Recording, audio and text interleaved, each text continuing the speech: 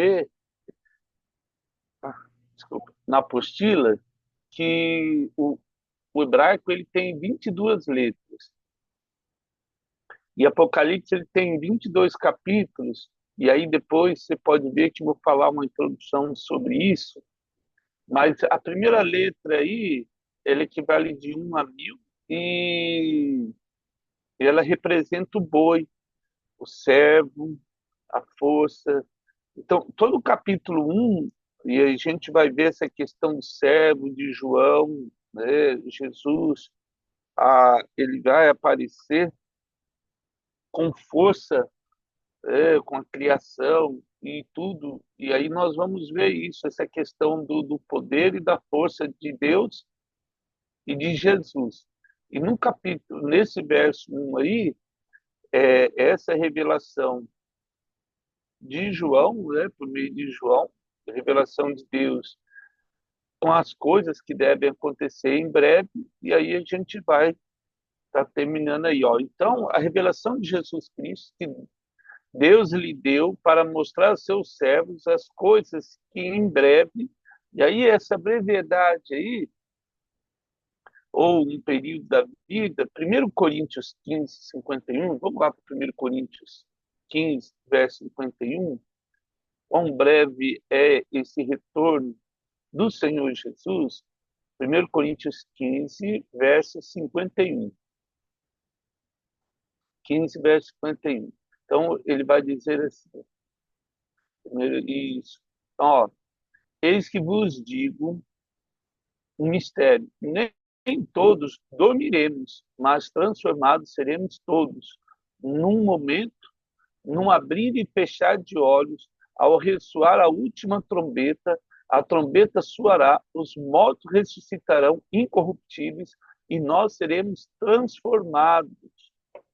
Então, toda a revelação que a palavra de Deus vai trazer vai ser com relação a esses mistérios aí.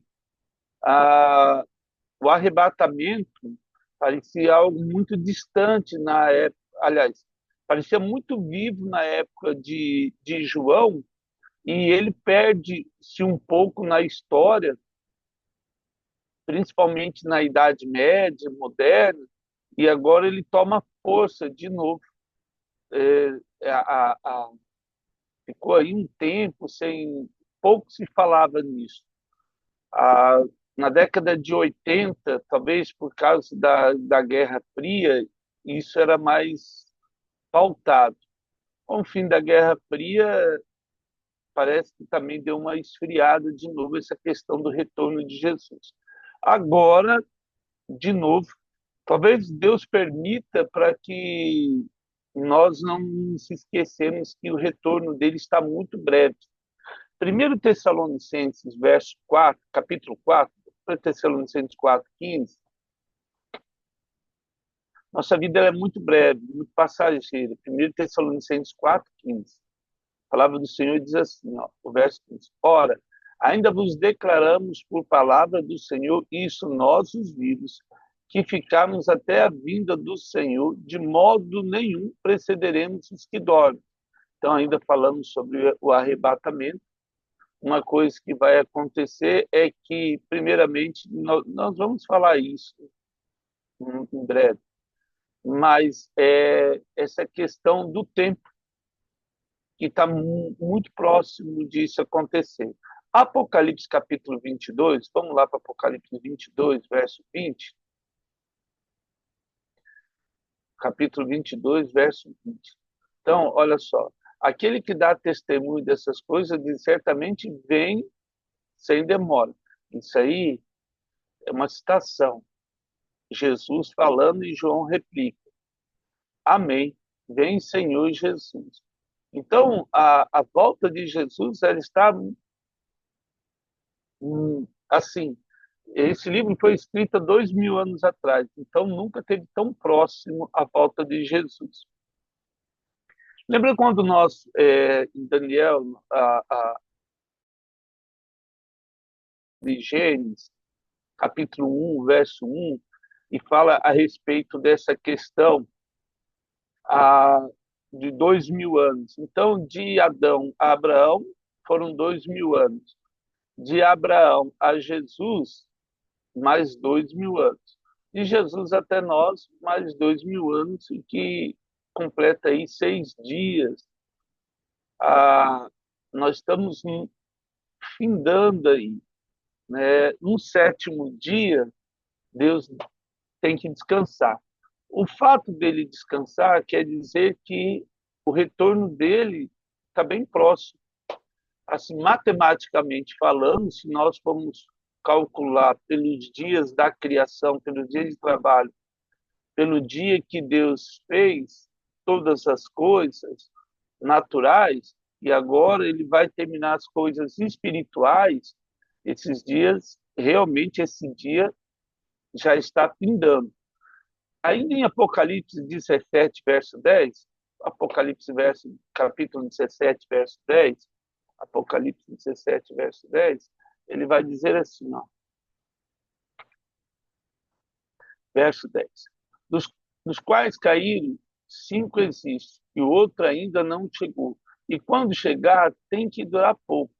E uma besta que era e não é, também é ele, o oitavo rei, e procede dos 7, e caminha para a destruição. Os 10 chifres que viste são 10 reis, os quais ainda não receberam o reino, mas recebem autoridade como reis, com a besta durante 1 hora. Então, esse é o tempo aí, e nós vamos ver que o tempo é muito curto. Durante 1 hora, a, no, João agora, ele não vai trabalhar lá como Daniel, né, sobre anos, vai trabalhar sobre dias, sobre meses. E é isso que nós vamos ver. Mas ainda no verso 1 de Apocalipse, aparece aqui, olha só, os servos, né, que em breve, e aí ele coloca aí, ó, em breve acontecer, e que ele enviando por intermédio do seu anjo, e aí, olha só, notificou o seu servo João. Então vamos falar um pouquinho de anjos aí.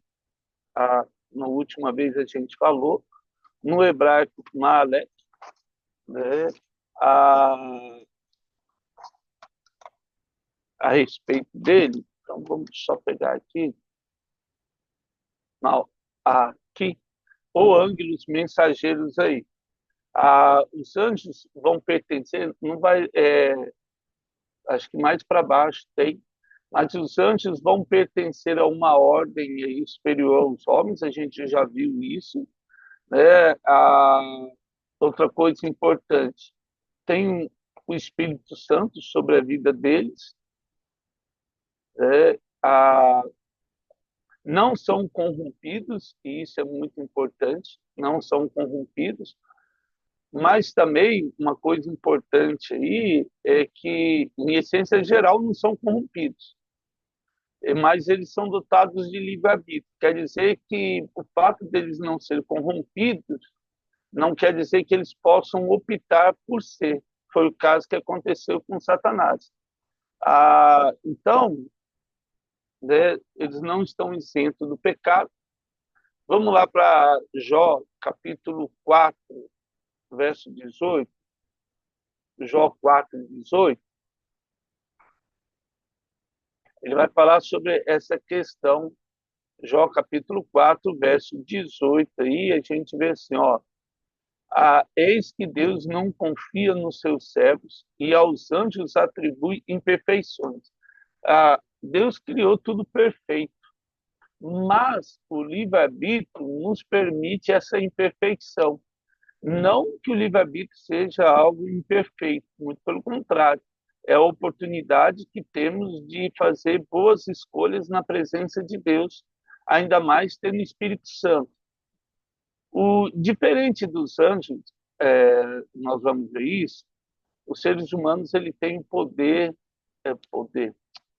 ele tem a oportunidade de ser restaurado pelo poder da cruz de Jesus. Mateus capítulo 25, verso 41, vamos lá. Então, por causa das escolhas dos anjos que caíram, Essas são imperfeições dele. O verso 41 de Mateus 25, então o rei dirá também aos que estiverem à sua esquerda: apartai-vos de mim, malditos, para o fogo eterno, preparado para o diabo e seus anjos. Então nós falamos isso, depois a gente vai voltar de novo aí, questão do lago de fogo, o gelo, que é o lugar onde Deus vai lançar Satanás e os anjos que foram caídos. Não era para mim, nem para você. Aliás, não é nem para mim, graças a Deus, mas não era para ninguém, que eu quero dizer. O inferno não era para ninguém. O lago de fogo, enxofre, menos ainda, que Deus criou para lançar Satanás. O problema é que o diabo conseguiu arrebanhar um grande grupo de anjos, um terço dos anjos, nós vamos ver, e também um grande grupo de pessoas. Apocalipse 12, verso 9. Vamos lá? 12, verso 9. Apocalipse capítulo 12, verso 9. E foi expulso o grande dragão, a antiga serpente, que se chama Diabo e Satanás. Não importa o nome que se dá, o sedutor de todo mundo, sim, foi atirado para a terra, e com ele os seus anjos. E então, assim, na grande tribulação, qual que vai ser a questão? Parece que, de alguma maneira, nos nossos dias, a, a intercessão do povo de Deus, a oração, impede essa ação demoníaca. A terra, na verdade, ela só não foi destruída por causa da igreja. A verdade é essa. A igreja de Jesus tem mantido amarrado, vamos dizer assim, acorrentado, essa é a verdade, os planos de Satanás. Quando o Espírito Santo, e por isso que nós lemos a respeito desse mistério do arrebatamento ser revelado, aí tudo isso, a igreja vai subir até o céu, e o Espírito Santo também. Nesse caso, o que vai acontecer? O diabo vai ter livre acesso. E tanto Satanás como a corja toda dele vai vir tudo para a terra. Então, imagine o transtorno que vai ser essa tribulação. Serão 7 anos onde Satanás terá quase poder absoluto sobre toda a humanidade. Quase, porque nós vamos ver que algumas coisas vão acontecer durante a tribulação e Deus vai intervir. Então, durante o pré-exílio, nós vamos ter algumas visões ou aparições de anjos, inclusive e especialmente de Deus. Um agente direto aí da vontade, e permanece aí a personalidade de Deus, quase sem seu nome ser revelado. Gênesis capítulo 16, verso 7, Gênesis 16, verso 7, nós vamos ver aí a Gênesis 16, verso 7. Ó, tendo, tendo achado o anjo do Senhor, e aí a aparição de Jesus, que aparece junto à fonte de água no deserto, junto à fonte do caminho do sul, disse-lhe Agar, serva de Sarai: de onde vens, para onde vais? Ela respondeu: fujo da presença de Sarai, minha senhora. Então lhe disse o anjo do Senhor, aparece aí em maiúsculo A, falando que é do Senhor Jesus: volta para a tua senhora, humilha-te sob suas mãos. E é tão tremendo, porque quando Jesus aparece, é, essa questão da humilhação, e ele se humilhou e se fez homem como eu e você, e isso é tão tremendo porque a essência de Deus não muda. E isso que é tremendo. Assim. Nós vamos ver alguns atributos de Jesus, e mesmo em glória, a humildade dele é fascinante. E ele fala para H, fala: filha, você é uma serva. volta lá, se humilha sobre as suas mãos. E disse mais o anjo do Senhor: multiplicarei sobremodo a tua descendência. Olha só, de novo aqui, a mulher não tem descendência, mas Agar ela vai ter o nome de uma geração, de uma nação. A saber, nós vamos ver que toda o povo palestino ali, o povo parte do povo árabe, ela vem dessa descendência de Agar. E aí, ó, descendência de maneira que por numerosa não será contada. Ela e aí Ismael, ele vai ter aí, ó, 12 príncipes vão vir dessa casa. Assim como foi no caso de Jacó. Disse-lhe ainda o anjo do Senhor: concebeste e dará à luz a um filho, e se chamará Ismael. E ela já põe o nome do menino ali. Deus já diz o nome dele, que o Senhor te cuidou na tua aflição. Então, toda vez que ela olhasse para Ismael, ela viu o cuidar de Deus, e ele será entre os homens como um jumento selvagem. A sua mão será contra todos, e a mão de todos contra ele, e habitará fronteiro em todos os seus irmãos. Então ela invocou o nome do Senhor, que lhe falava: tu és Deus que vê. É, Bilahoi, pois disse ela: não olhei eu neste lugar para aquele que me vê? Por isso aquele poço, Bilahoi, está em Cádiz e Berebe. O mais legal aí é que a primeira vez que ela aparece, essa fala e esse poço, Isaac depois vai descrever sobre ele, o Deus que vê. Deus sempre nos vê. E essa questão, o que essa é a primeira aparição aí de Jesus, assim, não a primeira, é, mas assim, esse primeira aparição dele assim para uma mulher serva, escrava, e ele mostra assim, olha, eu estou te vendo, né? Eu vejo você. Isso é tão tremendo assim, essa questão pessoal de Jesus. Gênesis capítulo 1, verso 17, vamos no Gênesis 1 lá, verso 17.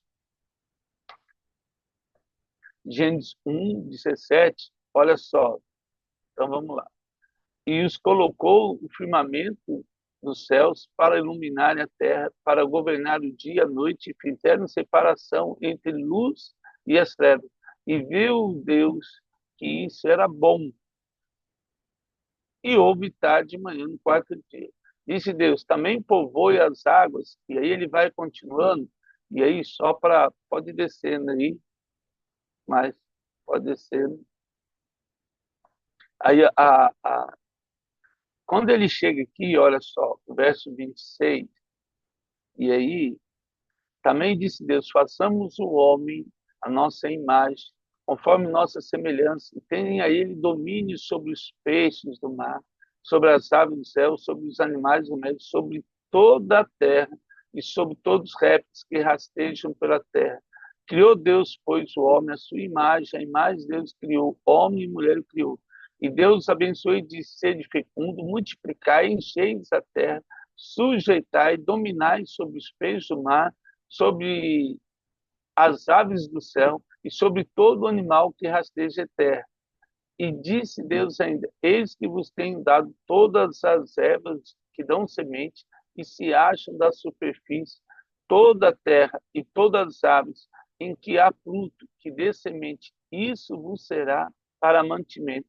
Todos os animais da terra e todas as aves do céu e todos os répteis da terra em que há fôlego de vida, toda erva verde lhe será para mantimento. Assim fez, viu Deus tudo o que fizera, eis que era muito bom. E houve tarde e manhã, e aí era o sexto dia. Só uma coisa importante, você vai ver que nós temos autoridade, só volta um pouquinho, Gustavo, fazendo favor, o verso lá. Ah, que Deus abençoe e dizer, volta, só o verso. Isso. Ó, tenha domínio sobre os peixes do mar, sobre as aves do céu, sobre os animais domésticos, sobre a terra e sobre os répteis que rastejam pela terra. Qual que é essa questão importante? Porque nossa autoridade estava na criação de Deus e tudo que nela é.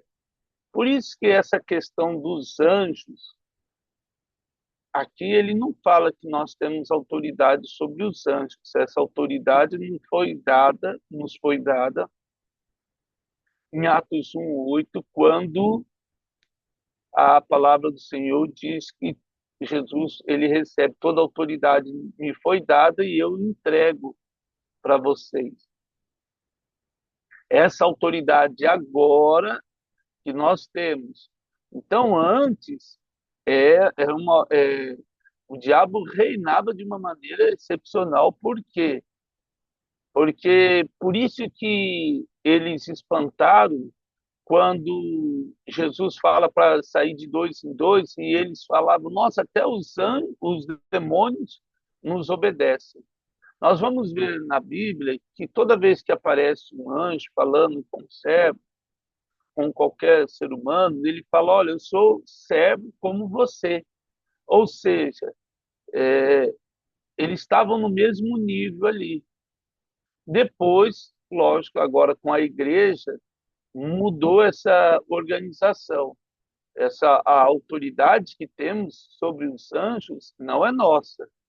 Ela vem pela graça de Jesus, com um propósito específico de Deus sobre a nossa vida.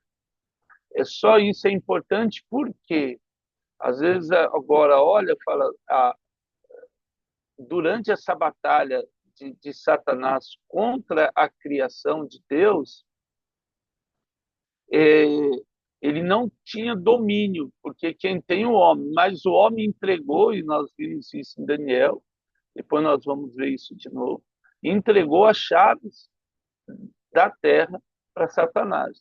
Gênesis capítulo 22, verso 11, vamos lá para Gênesis 22, 11, diz assim, é o verso 18.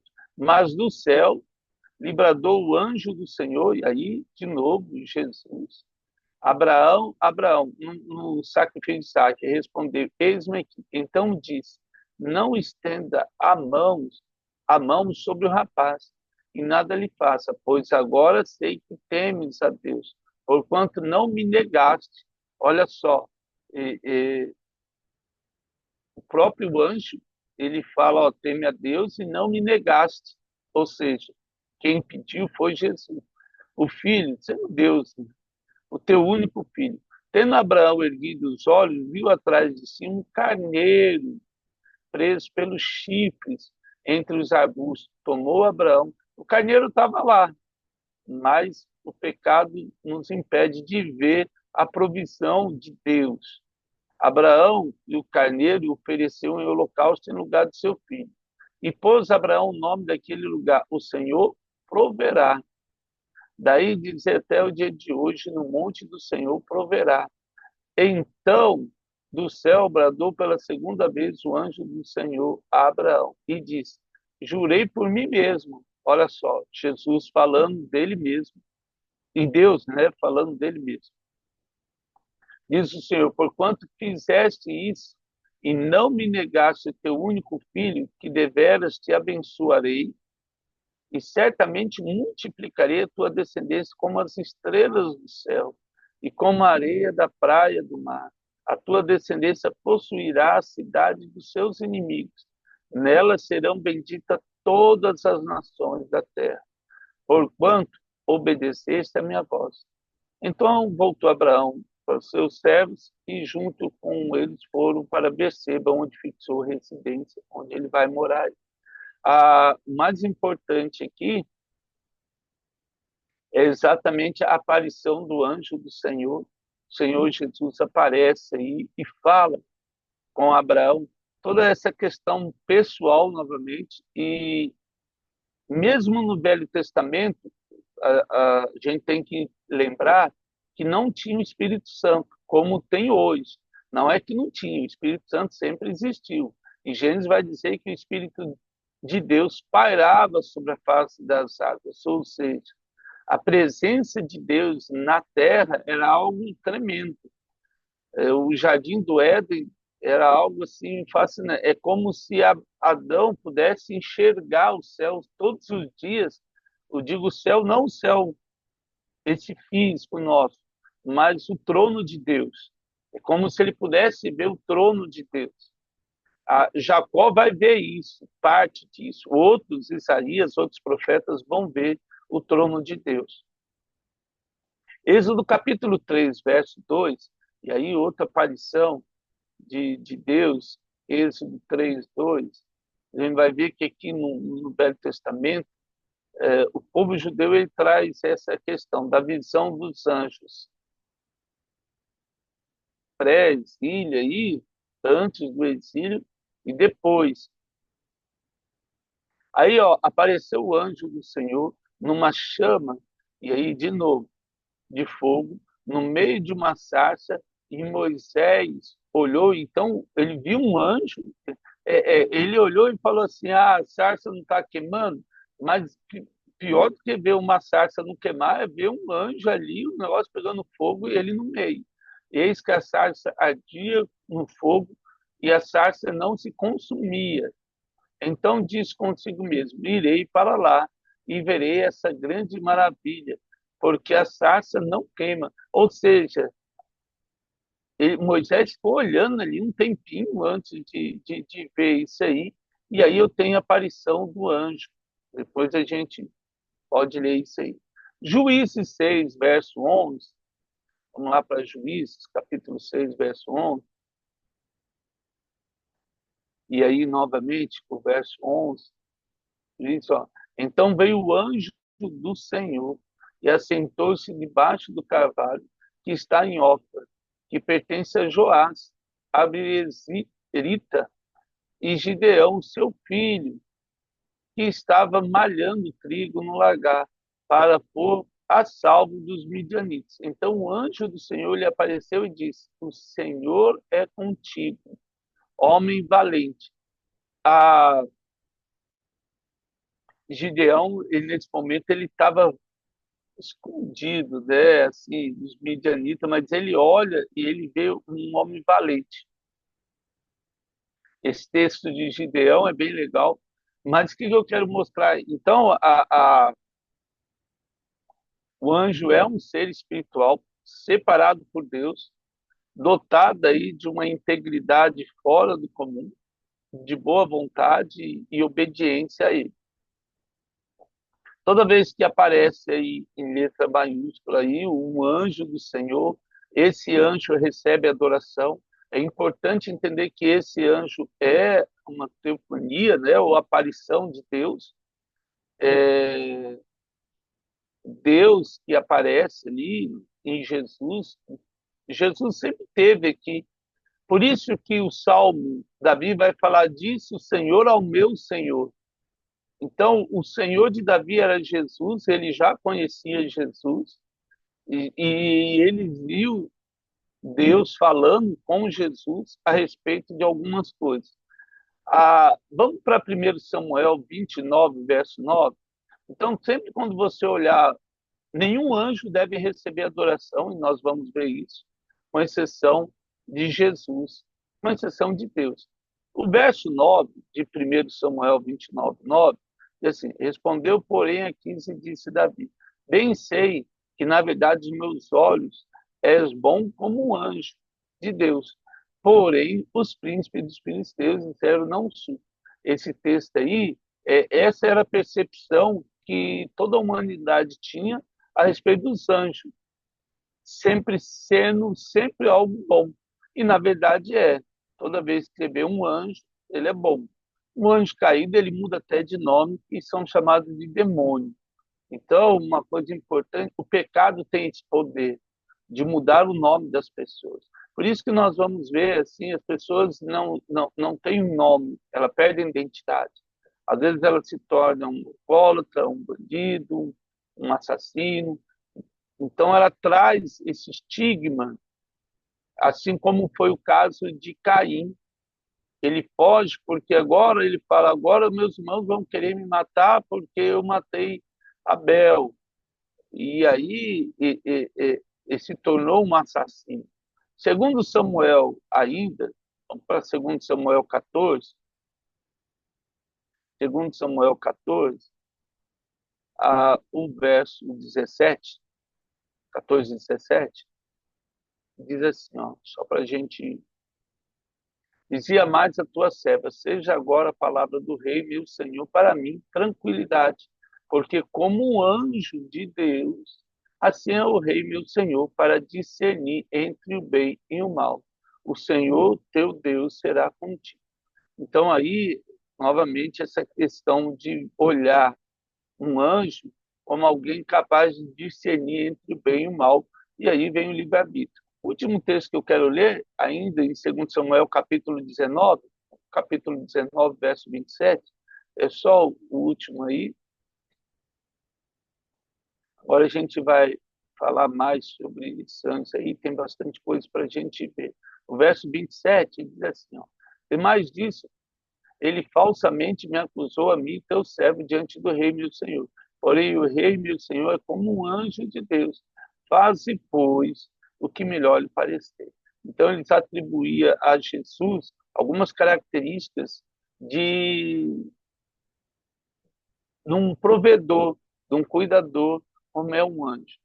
A palavra que talvez poderia ser colocada hoje é Bilavoi, que é o Deus que vê. Ele me vê, ele vê e me vê. Que Deus possa hoje colocar isso no nosso coração, essa certeza que Deus está olhando para nós. Nada acontece na sua vida sem a permissão de Deus. E tudo que é bom vem do Senhor. O que é ruim, infelizmente, acontece em nossas vidas porque este mundo jaz no maligno, esse mundo em que nós vivemos pertence ainda a Satanás. A igreja é, ela é uma parte principal para manutenção ainda da existência do nosso mundo, do, de ser vivo ainda. Esse é o planeta que nós vivemos pela misericórdia de Deus, guardada aí por nós, a Igreja de Jesus. Eu diria hoje que a Igreja é o grande guardião da Terra. Olha nosso papel de intercessores aí, para que o diabo não vença nessa batalha. E ele já está derrotado.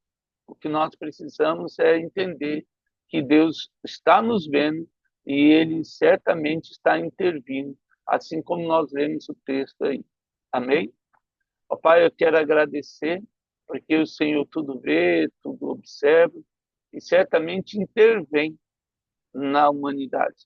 E se ela não está pior, é pela misericórdia e graça de Deus através da tua igreja, que ela continue a interceder pelos povos, interceder pelas vidas, que vidas sejam alcançadas, curadas, resgatadas, restauradas, transformadas na autoridade do nome de Jesus.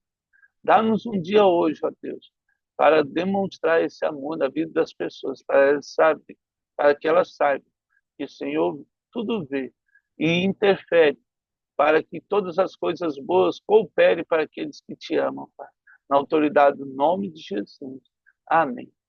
Amados, Deus abençoe. Obrigado pela honra de estarmos juntos aí, viu? Bênção do Senhor.